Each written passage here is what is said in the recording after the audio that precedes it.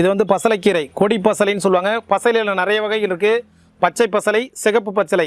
இந்த சிகப்பு பசலைக்கீரை இன்றைக்கி வயிற்றில் வரக்கூடிய அல்சர், நெஞ்செரிச்சல், புளிச்சையப்பம், வயிறு உப்புசம், கேஸ்ட்ரிக் இது போன்ற வயிறு சம்பந்தமான பிரச்சனைகளுக்கும், கர்ப்ப காலத்தில் பெண்களுக்கு சுகப்பிரசவம் ஆகிறதுக்கு 7வது மாதத்தில் 9வது மாதத்தில் இந்த கீரையை மசியலாக கொடுப்பாங்க.